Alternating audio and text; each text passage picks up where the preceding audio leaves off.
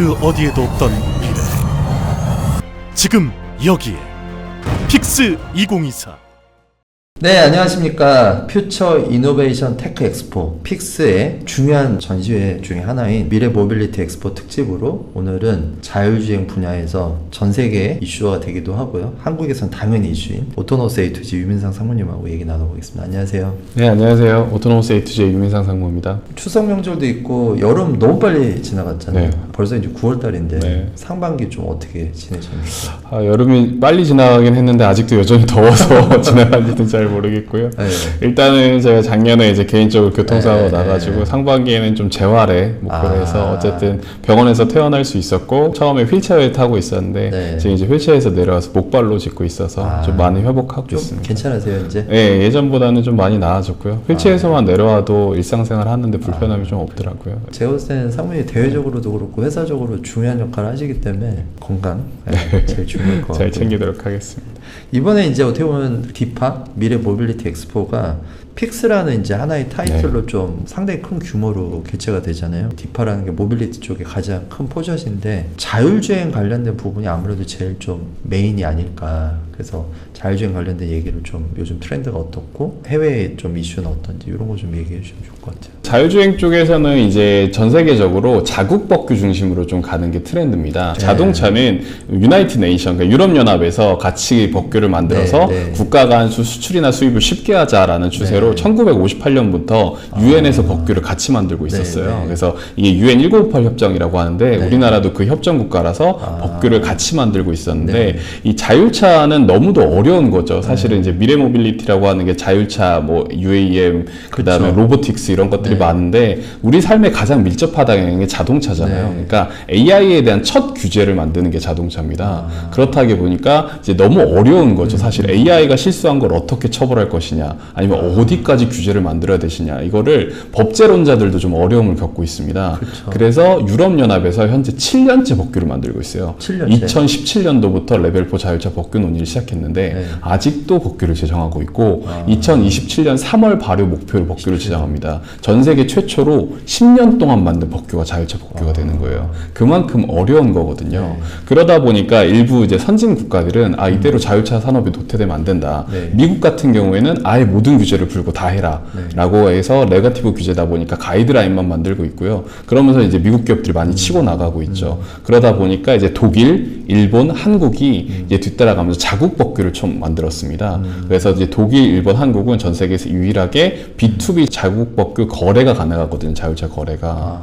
그래서 그런 방향으로 좀 자국 산업을 육성해야 된다. 이게 놓치면 안 되는 산업이다라는 트렌드로 좀 가고 있는 게 세계적인 트렌드다라고 말씀드릴 수 있습니다. 트렌드에 맞춰서 한국의 포지션은 어떤지? 한국도 이제 전 세계 최초로 레벨 3 법규를 만들었습니다. 2019년 12월 31일 날 전 세계 최초로 레벨 3 법규를 만들었고요. 그만큼 우리가 IT나 선진 테크들에 대해서 굉장히 많은 국가 중에 하나이기 때문에, 그리고 앞서 말씀드린 것처럼 전 세계 세 번째로 레벨 4 자율차 B2B 거래 법규를 올해 3월 19일 날 드디어 공포가 됐습니다. 그래서 이제 1년 뒤 시행으로 공포가 됐기 때문에 내년 3월 20일부터는 레벨 4 B2B 자율차 거래가 가능한 전 세계 세 번째 국가가 된 거죠. 독일에서 2022년 6월에 법규를 만들었는데 아직 단 한 업체도 인증을 받지 못했습니다. 2년이 좀 지났는데 2년 3개월이 지났죠. 근데 아직 한 업체도 못 받았고 사실 레벨 3 자동차도 국제 법규가 2020년 6월에 만들어졌어요. 근데 지금 4년이 지났지만 전 세계 벤츠 딱 한 군데 받았죠. 그만큼 자율차 법규가 어려운데 뭐 저희는 자신 있게 말씀드릴 수 있는 건 저희는 국내 1호 인증으로 지금 추진을 하고 있습니다. 법제 참여 과정에서부터 계속 참여를 했었고 저희가 만드는 차가 최대한 빨리 인증을 받아서 상용화의 포문을 열 수 있도록 준비는 하고 있습니다. 첫 스타트를 오토노스 A2G에서 하실 것 같네요. 내년 내에 인증을 받아서 목표하고 있습니다. 작년에 디파의 가장 중심에 엄청난 규모로 오토노스 A2G가 참가를 했잖아요. 디파 얘기 안 할 수가 없는데 그때 디파에 참가하시게 된 계기 그리고 어떤 성과가 있었는지 네. 뭐 그 부분 좀 얘기해 주면 좋겠습니다. 네, 저희는 이런 테크 스타트업으로서 이런 전시회들이 굉장히 중요하다고 생각합니다. 네. 사례로 말씀을 드릴 수 있는 건 저희가 올해 7월 17일 날 네. 그 중동하고 우리나라 두 번째로 글로벌 자율주행 합작법인을 세운다는 발표를 했습니다. 네. 이 중동에 1조 5천억 매출을 내는 엄청난 AI 기업인데 여기랑 하게 된 게 최초의 만남이 싱가포르 정보통신 전시회였어요. 거기서 최초로 만났고 거기서 만남을 통해서 그 뒤로 인연을 이어가고 사업에 대한 전략들이나 기술 실사나 이런 걸 거쳐서 결국 합작법인 설립까지 오게 된 거거든요. 그런 최초의 이제 우리가 비즈니스를 확대할 수 있는 사업 만남의 영역이 이런 전시회 같은 거라고 생각을 하고 있기 때문에 저희는 좀 초점을 둬야 된다고 생각했고 저희가 또 대구 기업이다 보니까 디파에 조금 더 힘을 키우고 싶었습니다. 본사가 대구에 있어요. 경산에 있어서 대구 기업이고요. 그래서 이제 좀 힘을 실어서 작년에 50부스를 대여해서 정중앙을 좀 차지를 했죠. 정중앙에서 여러 가지 행사도 많이 하고 작년에 초점은 저희가 만들고 있는 레벨4 자율차 플랫폼의 런칭이었습니다. 첫 공식으로 공개를 한 거고요. 저희가 만드는 레벨4 자율차 플랫폼은 국산화율이 96%입니다. 그러니까 한국에 정말 많은 자동차 부품 기업들과 해서 이런 차가 한국의 기술로 만들어질 수 있다를 96%에 달하는 국산화율을 만든 차를 공개하는 게 목표였기 때문에 조금 이제 전시 부스에 힘을 실었고 다양한 이벤트와 함께 좀 공개를 했었습니다. 제가 그때 말씀하신 거를 기억하면은 대구 기업에서 또 참가한 것도 있지만 디파에 나가게 된 이유가 있다고 그때 잠깐 얘기하신 것 같은데 어떤 전시회 받아도 우리가 가장 주인공으로 드러날 수 있는 어떻게 보면 인프라 뭐 전시회가 디파다 얘기를 하셨어가지고 네 맞습니다. 지금도 그 생각의 변함이 없고요. 사실은 대구 기업이 있기 때문에 또 이제 대구 쪽에서도 많이 도와준 부분이 있어서 정중앙을 차지할 수 있었고 저희가 이제 CES도 포함해서 이제 많은 전시회들을 나가다 보면 사실 메인이 되기에는 결국에 금전적인 부분들이 굉장히 크더라고요. 이제 비용도 어마어마하고 거기 나갈 수도 없는데 그래서 국내에서 정말 상징적인 전시회에서 이렇게 좀 중앙을 차지하면 저희가 작년에 외국 손님도 되게 많이 모셨었어요. 미국, 유럽, 중동 다 모셨었어요. 싱가포르 모셨었는데 그럴 때 저희의 위치라든지 저희가 하고 있는 국내에서의 지위라든지 이런 것들을 보여줄 수 있는 기회가 될 것 같아서 그래서 작년에도 동대구역에서 딱 외국 손님들이 내리시면 엑스코까지 자율주행을 시연했어요. 맞아요. 그 구간에 대한 자율주행을 준비하고 테스트를 해가지고 그분들은 이제 동대구역에 도착해서 인천에 도착하시면 인천공항에서 저희 자율주행 셔틀이 있습니다. 그래서 딱 한국에 도착하자마자 자율주행 셔틀을 타고 인천공항에서 시술을 보고 시연을 하고 기술에 대해서 대구에 도착하셔서 내리시면 동대구역에서 저희 자율차를 타고 전시장까지 딱 와서 저희 자율주행이 앞으로 만들어질 차 한국형 자율차를 보고 딱 돌아가시면 그 코스가 좀 완벽한다고 생각을 했고 그런 것들을 할 수 있고 실현할 수 있는 게 대구 엑스포라는 생각이 들어서 그렇게 준비를 했었습니다. 그러면 이제 디파에서 여러 가지 이제 어떻게 보면 가장 주목받을 수 있는 쇼잉을 하시고 또 자율주행 분야 전 세계 어떻게 보면 좀 키맨들이 왔다 갔잖아요. 이후에 이제 어떻게 보면 올해까지 어떤 주목할 만한 성과가 좀 많이 있으셨을 것 같아요. 네, 주목할 만한 가장 큰 성과는 이제 올해 7월 17일 날 발표를 했는데 우리나라 최초의 자율주행 합작법인이 현대자동차랑 미국의 앱티뷰가 만든 이제 미국 법인 모셔널이죠. 이제 그게 만들어졌고 저희는 중국의 이제 바야낫 AI라는 AI 회사와 저희 회사와 합작법인을 이제 51대 49로 해서 내년 1월 1일부로 이제 합작법인 중동에 생깁니다. 아랍에미리트 UAE 기업이 되는 거거든요. 그래서 합작하신 건가요? 저도 왔다 갔다 많이는 하고 있고요. 상주는 아직 결정되지는 않았고 있습니다. 그럼 그게 제일 큰 이슈. 네, 그게 제일 큰 이슈. 성과적인 이슈는 그게 제일 큰 이슈인 것 같습니다. 어떻게 보면 그러면 지금은 이제 그 부분을 좀 구체화할 수 있는 여러 가지 좀 제반 사항들도 준비 많이 하고 계시죠? 네, 한참 이제 실무적인 논의들을 많이 하고 있고요. 이제 올해까지 이제 계약의 세부적인 내용들을 딱 마무리 짓고 내년 1월 1일부로 이제 런칭을 하려고 하고 있습니다. 그러시구나. 그러면은 올해도 뭐 어떻게 보면 디파에 또 참가를 하시잖아요. 근데 디파에 대한 플랜은 어떻게 되는지? 작년보다는 좀 규모를 줄인데 어쨌든 정중앙을 차지할 수 있을 정도로 딱 교수 규모로 나가서 그렇게 작지는 않습니다. 그렇게 해서 저희가 올해 디파의 컨셉을 잡고 있는 건 여태까지 저희가 보여줬던 차는 이제 어떻게 보면 T카, 그러니까 T카라는 게 이제 자동차사 용어인데 테스트카라고 하거든요. 일반적인 용어로 따면 쇼카, 그러니까 이제 컨셉을 보여주는 컨셉카 정도의 느낌이었다라고 하면 저희가 이번에 공개하는 차는 이 차로 내년 3월 20일부터 2025년부터 인증을 받을 차입니다. 네. 그러니까 실제 받을 차량을 가지고 이제는 이제 런칭하는 딜러샵 형태처럼 이렇게 좀 보여드리려고 해요. 이제 브로셔 같은 것도 이제 다 만들었습니다. 그러니까 저희가 차량을 사러 딜러샵에 가면 받는 브로셔처럼 그런 브로셔도 제공해드리고 이런 차를 내년 3월 20일부터 이제 거래를 할 수 있습니다. 판매를 할 수 있는 날 보여드리려는 형태로 좀 준비를 하고 있습니다. 그러시구나. 올해도 그러면은 동대구역에서 이렇게 자율주행으로 체험할 수 있는 그런 것도 하시나요? 그거는 올해는 좀 안 하려고 하고 있습니다. 네. 아니 해외에서 외신들이 오니까 기회 되면 딱 그걸 태워서 동대구역에서 한번 검토해 보겠습니다. 아직 시간이 있으니까. 그 디파라는 전시가 좀 이제 어떻게 보면 국내에서 모빌리티 영역의 B2B 전시회 중에는 가장 좀 사실 규모가 크잖아요. 네. 전체적인 그 디파에 대한 느낌, 반응? 어떤지 전시회가. 그러니까 신산업 측면에서 본다라고 하면 B2B 전시회가 굉장히 중요하거든요.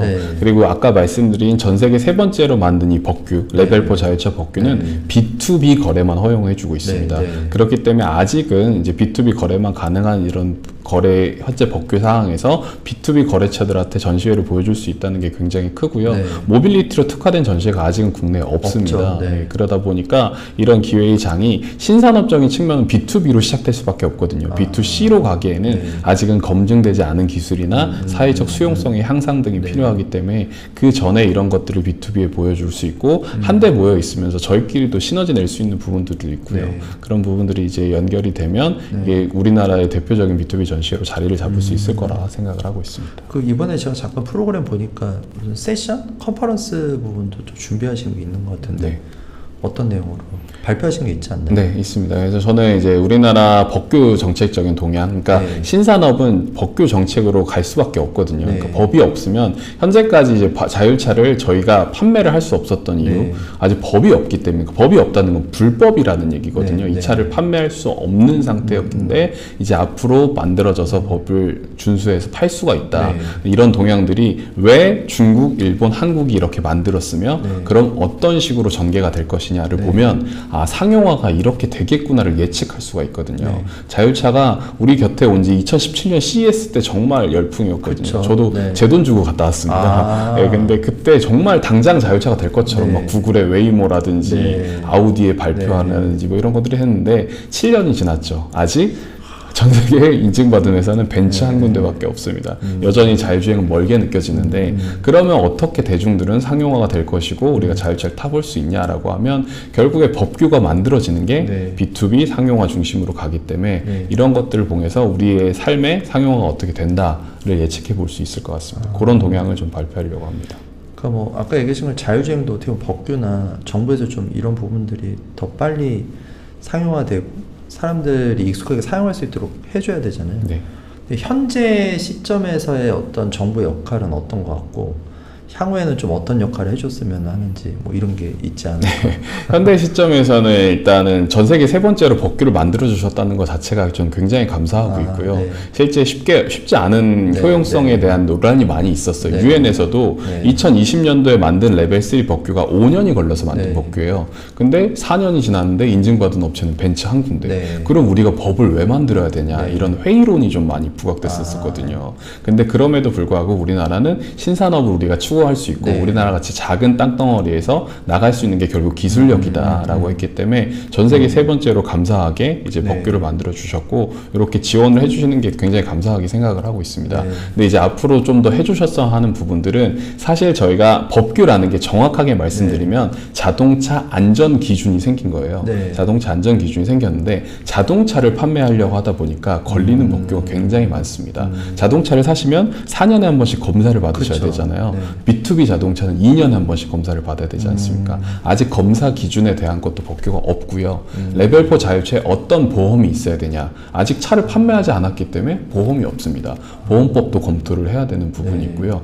랍에 공인 연비가 있습니다. 우리는 차를 살 때 연비를 보고 사잖아요. 하지만 우리가 B2B에 있는 버스나 연비를 혹시 아시진 모르시잖아요. 그렇죠. 버스 연비를 이렇게 보지는 않는데 이런 연비 측정법이 없습니다. 왜냐하면 운전석이 없고 페달과 핸들이 없습니다.